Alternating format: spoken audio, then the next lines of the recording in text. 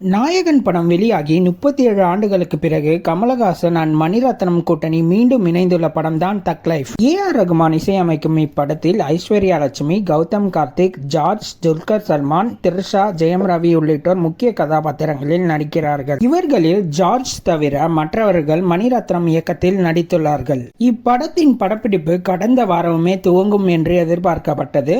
ஆனால் இன்று ஜனவரி 24 படப்பிடிப்பை ஆரம்பிக்கிறார்கள்.